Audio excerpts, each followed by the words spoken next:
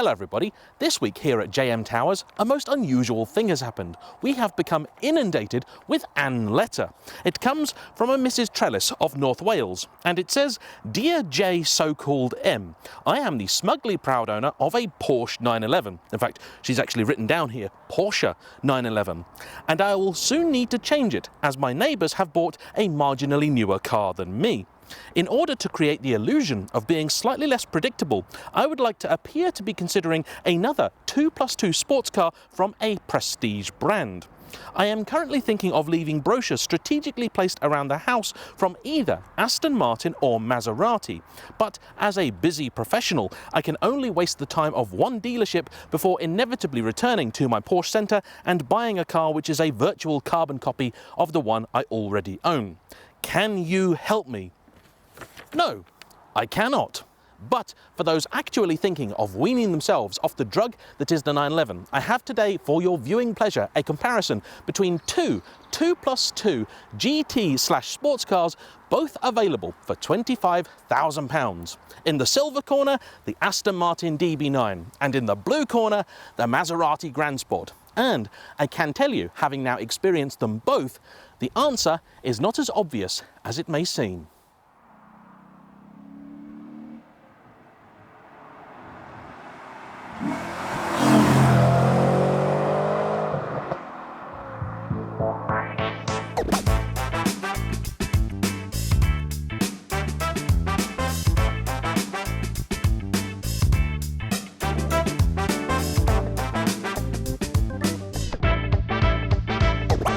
In order to make this a comprehensive yet fair test, I have divided it into 4 categories: desirability, practicality, livability, and finally, the drive. Both of these cars are likely to be familiar to long-term viewers of the channel, though if you haven't been keeping up with current events, this was my Maserati GranSport. I owned it for about 4 or 5 months and in total did about 3,000 or 4,000 miles.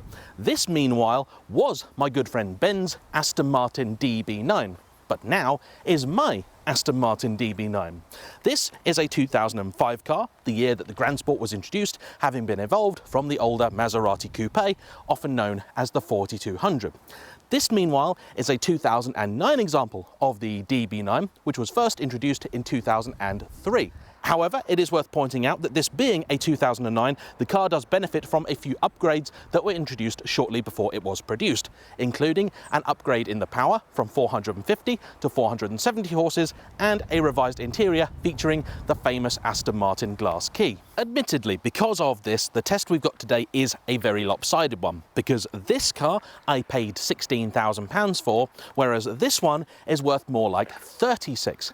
However, a nice lower mileage late GranSport would go for £20,000 to £25,000, and it's about £25,000 where you would be able to pick up yourself an example of an early higher mileage DB9. So the comparison isn't quite as unfair as it may first seem. Happily, I also have plenty of experience with the older cars, so I'm going to be using that and of course dropping in a whole lot of B-roll throughout this in order to illustrate the points I'm going to make.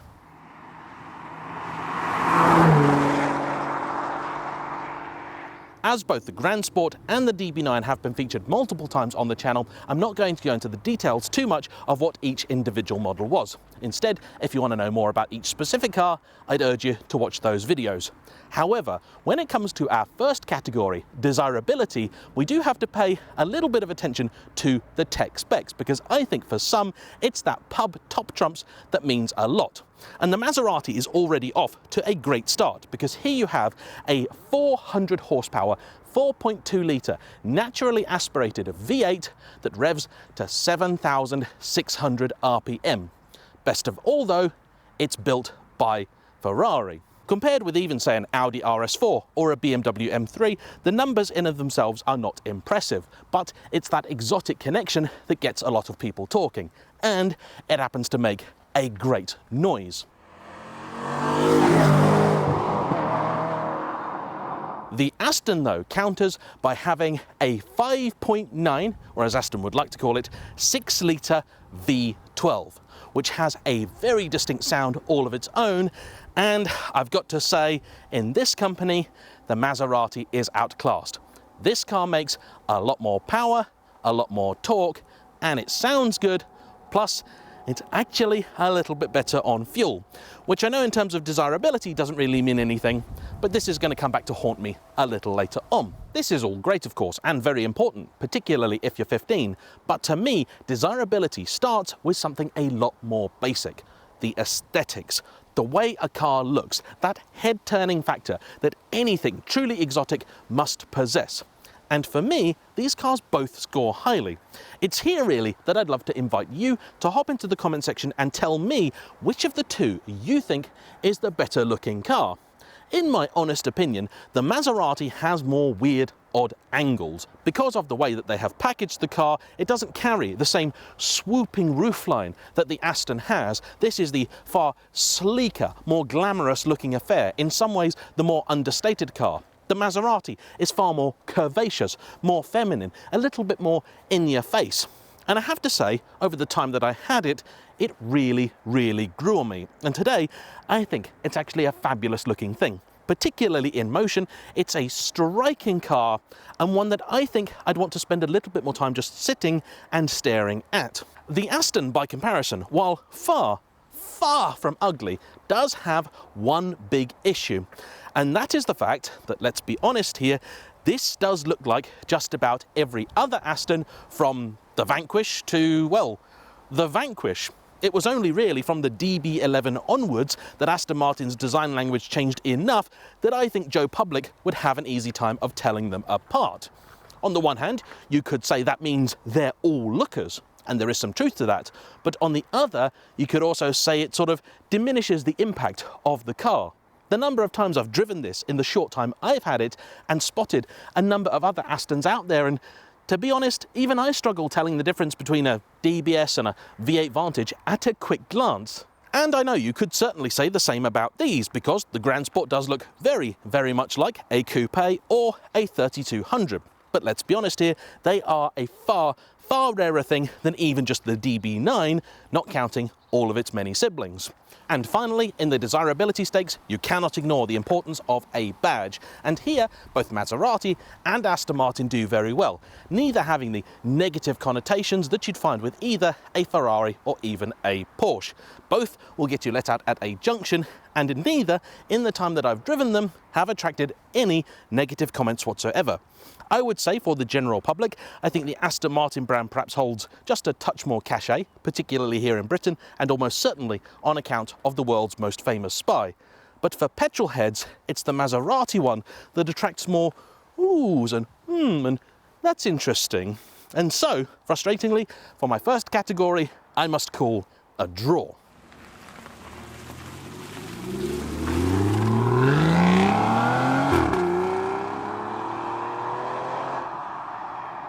Much easier to call though is Practicality, and here I have to give a clear and easy win to the Maserati. You see, as a sport/GT car, neither was designed with practicality in mind. Compared to just about any regular saloon or even sports coupe, they are fairly compromised. The boot in both is a little smaller than you might expect, but the Maserati's is a more uniform and useful shape, and the aperture to access it a little bit more generous. The Maserati's trump card though is that in comparison with the Aston Martin, Jaguars and even the odd 911, it actually has proper rear seats that an adult, a normal sized one, can fit in. This is something the Aston simply was never going to achieve, and it's a compromise made to maintain that beautiful side profile. And so for that reason alone, the Maserati is the more practical choice.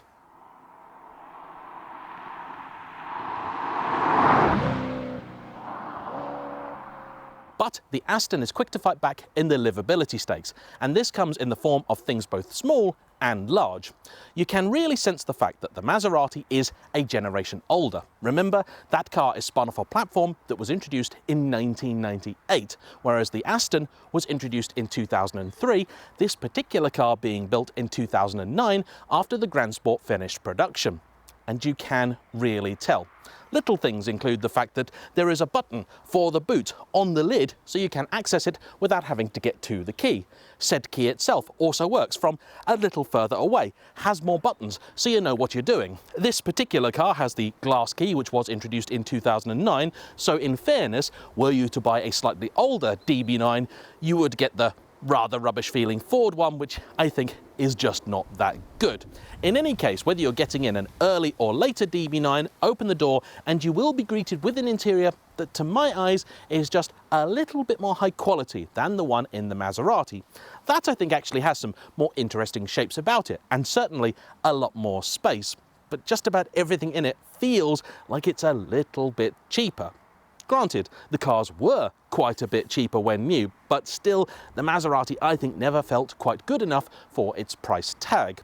This is everything from the feel of the switches, to the key, to the centre console, which even for the early Aston Martins in pre-facelift guise, though it doesn't quite look as good as the later ones, is just a little bit more solid feeling than the system you get in the Maserati. Even things like the electric seats seem to work just a little bit better, a little bit smoother, and though the Maserati's got a few nice touches, like the fact that when you do tilt its seats, they'll move on their own. In here, you have to do it for them. I would say overall, it's a big win for the Aston. And that's before you even talk about the difference in gearbox. And this, for me, is a big part of not just the drive, but the livability too. The GranSport was available exclusively with a system that Maserati call Cambio Corsa, equivalent to Ferrari's F1 box or Aston Martin's Sportshift. It's a robotised, semi-automated manual, and just about nobody ever liked those. In the GranSport, it's not particularly good. When you're on the move and you're having fun, it can be quite entertaining, and there'll be moments where it feels perfectly fine, even enjoyable. But around town, it is far from it. It can lurch about, particularly when cold, the throttle can be tricky to modulate, and the whole thing feels like you've got a learner driver doing the clutch and gearbox for you. The Aston, meanwhile, was available with either a manual gearbox, a relative rarity in the DB9, which is pretty good and, you know, fairly decent, although, like all Astons, has a slightly iffy clutch and a lever that's not in quite the right place. But most of them have this automatic. In the early cars, branded simply as Touchtronic, it was a 6-speed ZF Auto, and it does a fairly decent job. It's a nice, smooth thing. Not quite as engaging, maybe not quite as sporty as that in the Maserati. But for these later cars, with the Touchtronic 2, it was much improved. And yes, you could argue this is an area where I'm being particularly unfair, because for the money of this, you could get yourself into a Maserati Gran Turismo, which would then counter with its own better gearboxes. However, for just regular, ordinary, daily duties, a torque converter auto is going to beat a single clutch automated manual every time. And so, in terms of livability, it's the Aston.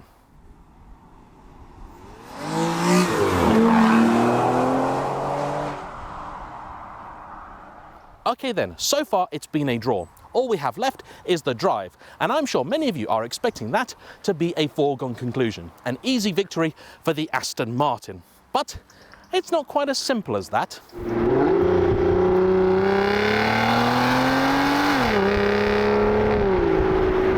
I've been lucky enough to drive both of these cars extensively recently, often going directly from one to the other. And when you do that, the differences are staggering. Now, it can be surprising because on paper, they really are quite similar. Both are 2+2, sporty-ish GTs from low-volume manufacturers. Neither is a mass-market car. Both of them have double wishbone suspension, front and rear. Both of them have steel brakes. Both of them, in fact, even have 19-inch alloy wheels.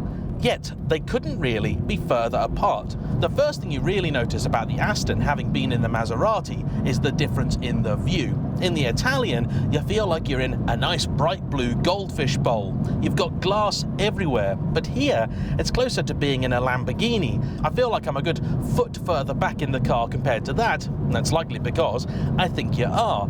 The dash, the bonnet, everything feels so much further away. You feel far more cocooned in this, which some would consider a good thing, but you do also feel a bit more claustrophobic, and it makes placing the car, particularly when you're not used to it, a much harder task. At low speeds, of course, that gearbox is a peach. It's a 6-speed torque converter automatic. Driving around town is exactly what it is designed to do. Combine it then with this magnificently torquey 5.9 litre 12-cylinder, and the two work very, very well together. I know a lot of people will talk about the manual gearbox as the best out there, but honestly, I've driven quite a few manual Astons, including the V12s, and they just aren't that good. You would like to think it'd be near impossible to stall a near 6-litre V12 with all the torque that these have, but I assure you, it's not. Regardless, the vast majority of these 12-cylinder cars were sold with a torque converter of some description, and so that's the gearbox it feels most appropriate talking about. And as it happens, this is one of the very, very few cars where I just drive it in sport mode all the time. Because it lacks the adaptive dampers that the Maserati has, doing so creates no compromise in terms of ride, but it does mean the car's just a little happier to hold on to a gear for a little longer, and more importantly, it won't just try and get into 6th as quickly as it possibly can. If you do leave it in regular drive mode, even with this mighty engine, very often it'll put itself in a situation where you put your foot down and it doesn't really have anything to give. In sport mode though, it's much harder to catch out. Then put it in manual by pulling a paddle, and sure, not the quickest shifting gearbox ever, but for the standards of these things, it's certainly good enough. And I think just about decent enough that it certainly doesn't get in the way of spoiling your fun. However, I cannot say the same for the chassis and the steering. This car, when you consider the fact that the chassis itself is built on technology from Lotus, and it's an Aston Martin with the Sport Pack, just doesn't feel that great. Low speeds like this, the steering's just got lots of weight and not really much in the way of feel.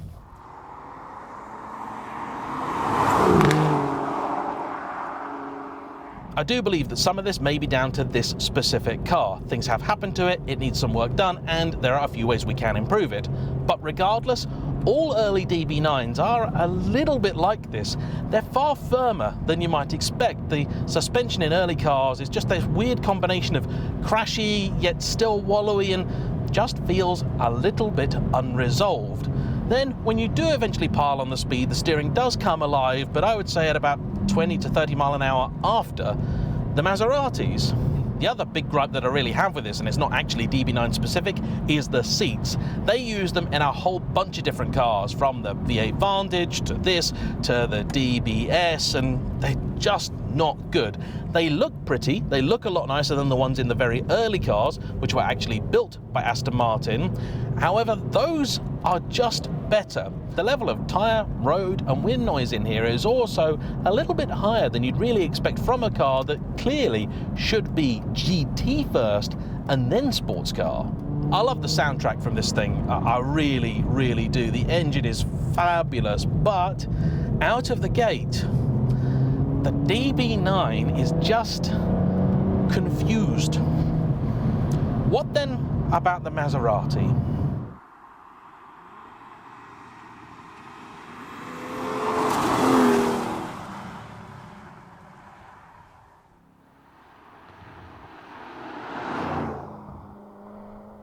Around town, the Aston is certainly the superior and far more livable car, easier to deal with in traffic. But once you find yourself on an open road, it's the Maserati that really comes alive.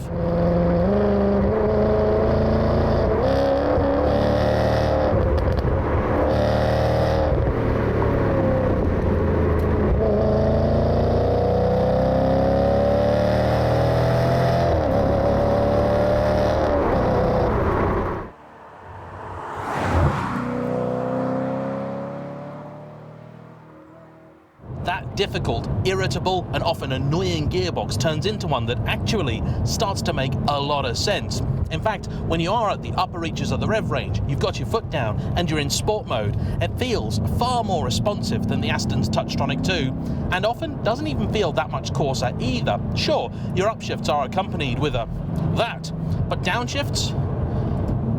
beautiful, smooth, and the soundtrack from this car, it's delightful.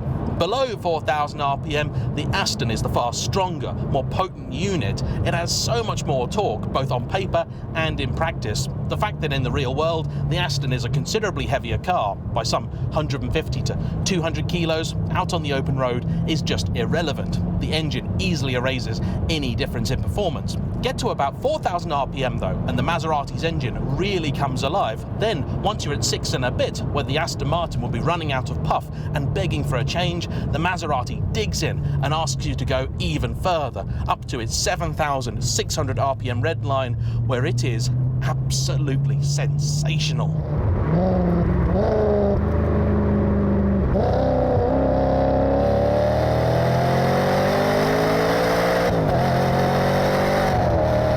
I think the overall grip from the Aston is probably a little bit better, but it's the steering here which is just so much better. Bear in mind that Aston is equipped with the Sport Pack, meaning that not only is it set up deliberately a little more engaging and dynamic with lower, stiffer suspension, but that it's also got a quicker steering rack.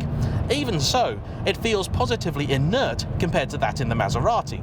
You could argue that on occasion it feels a little too quick for the chassis, but it is alive. The car feels so exciting. This morning I hopped back into the Aston real quick and the whole thing just felt dead. It just didn't really feel that exciting at all. Now I know once you do begin to press on, it does become a little more engaging, but the fact is, if you've got a nice, demanding, tight, technical piece of road and you want a smile on your face, the Maserati is the tool for the job. As simple as that.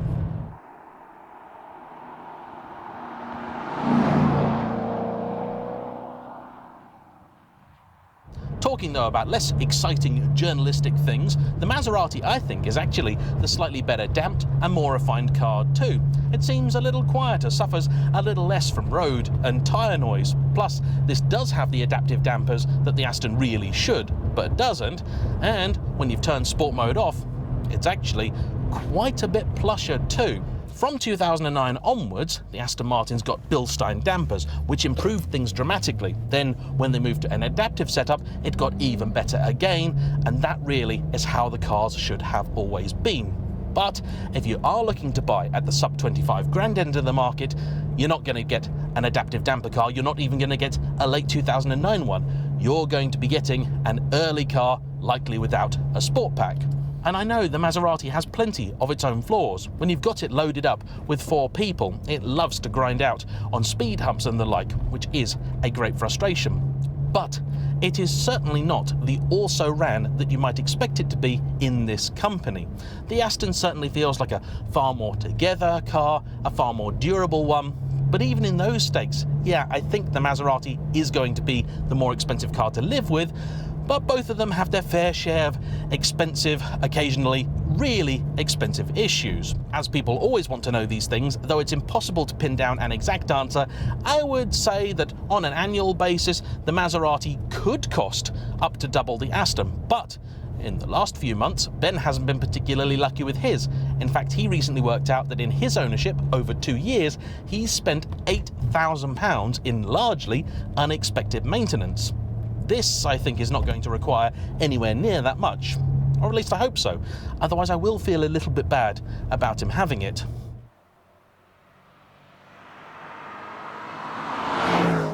So then, which car is our victor? Though it is true to say that both have their strengths and weaknesses, that's a little bit of a cop-out, isn't it? Well, let me tell you, if you need a car which you can put 4 real-sized people or slightly older children in, it's got to be the Maserati. If you want a car that's going to give you that thrill that is maybe more of an occasions thing, I would say it's the Maserati. However, if you're looking for a slightly more relaxed, subdued affair, you want more GT rather than sports car, and the back seat thing doesn't bother you, get the Aston. You can have it in either automatic or manual, but for 25 grand and under, it's going to be an automatic, and though it is in of itself far from perfect, I would say more of the time it's likely to be more of the car you need, and it's going to involve fewer compromises. The Maserati is a car you really need to always concentrate when driving, and some I think would find that tiring. But if you are in the market for a 2+2 for this kind of money, the GranSport definitely should not be discounted. And if you think maybe it's just a little too rough and ready for you to consider, well, if you can afford, say, £25,000 to £30,000, then a Gran Turismo is certainly worth looking at, and is another very interesting car. So, I hope you've enjoyed today's video, and I hope you enjoy all of my content with the DB9 going forwards. But don't worry, it's not the last you'll see of the GranSport either. However, for now, if you want to see a little bit more of that, don't forget to check out Ben's channel, Dad Cars. If you haven't already given it a like and subscribe, please make sure that you do, and as ever, the same for me, please, if you don't mind. I'll see you for the next one. Bye-bye.